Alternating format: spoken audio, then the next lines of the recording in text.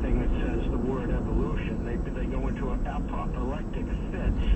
I just think the mainstream people don't give a darn about them and are just using them, playing to their anger over unemployment, lack of jobs, constant war that never stops. Reasonable to be upset about those things. Michael, I appreciate your perspective as well. Ken Rudin, what about our first fellow there from Kentucky's point, saying, wow, this is to the GOP, the Tea Party is as the Christian right was? What do you make of that analogy, Ken? Well, Chris made a lot of points. Let me just go through them quickly. First of all, we cannot underestimate the role that Rand Paul played in backing Mitch McConnell. He basically neutered any kind of Tea Party opposition to McConnell. It was a big, big plus for McConnell.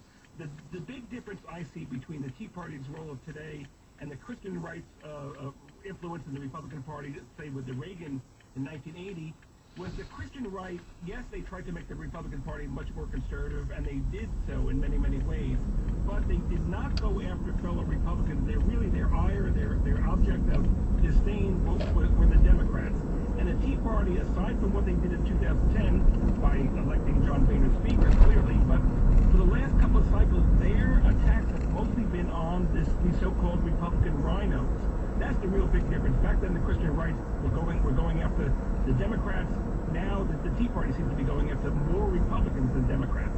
Enforcing ideological purity. And, of course, our caller Michael says a plague on both. I want to turn to the VA scandal. We've got a lot to look at in this hour. It has been mounting and mounting.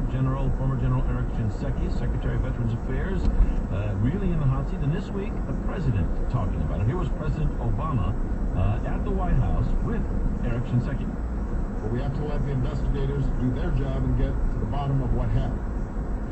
Our veterans deserve to know the facts. Their families deserve to know the facts.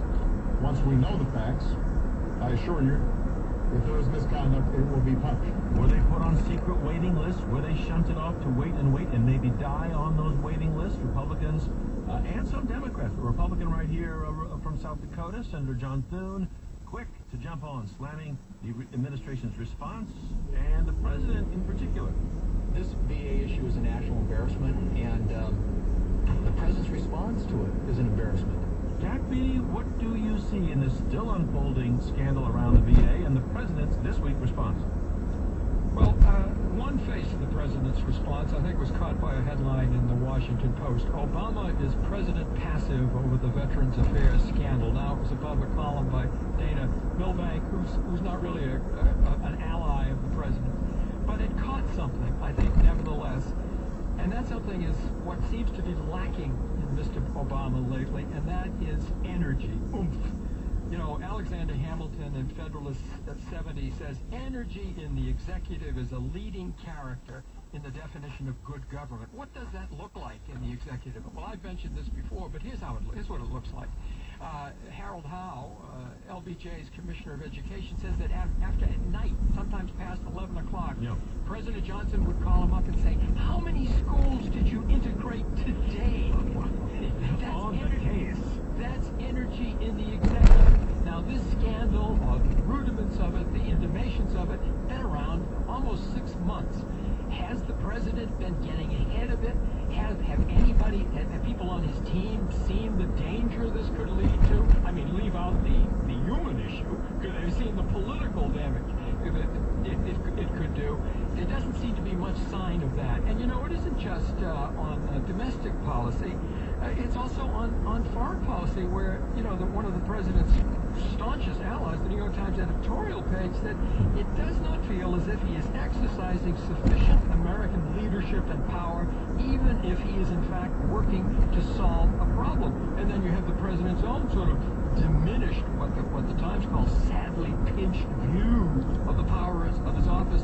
He said in the Philippines, about places like Syria, Egypt, Israel, you hit singles, you hit doubles, every once in a while you may be able to hit a home run, to which the Times said, you don't inspire a team to go out and bloop a single over an infielder. There does seem to be a kind of resignation the president has, a kind of capitulation to the given.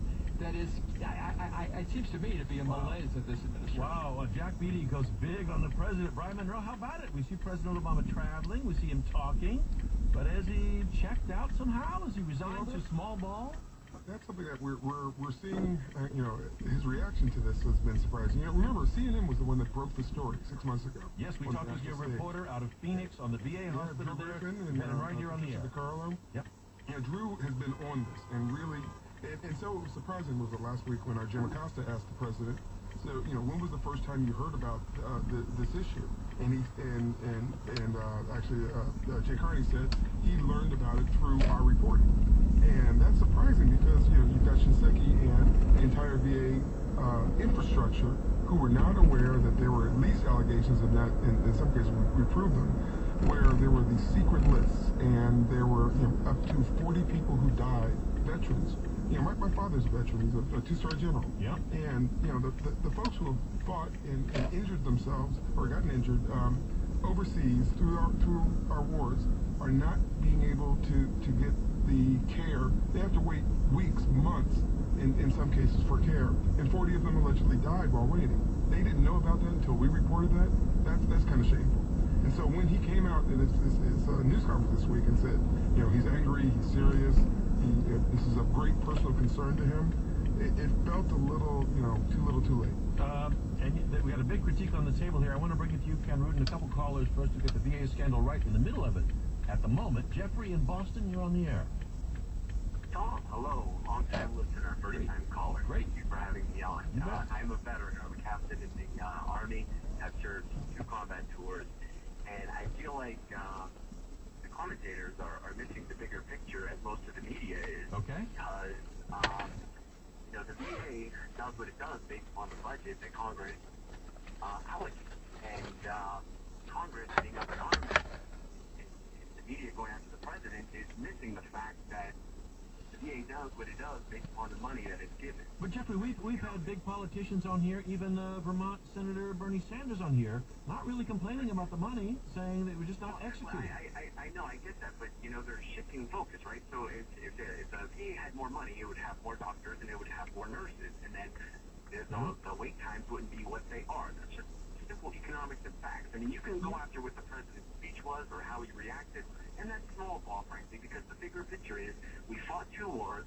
We have a lot of veterans that are struggling. Yeah. If the VA doesn't have money for doctors and nurses, the wait times are going to be long. Jeffrey, let me get it right there. Brian Monroe, it's hypocrisy to attack this as a scandal because the funds weren't appropriated. What do you think of that? Well, I think it's beyond funds. Yes, it is. The president's reaction is one piece of the story, and the real story is that he campaigned on this when he first ran for president. Yes, he knew about this was an issue. This has been a systemic issue going back.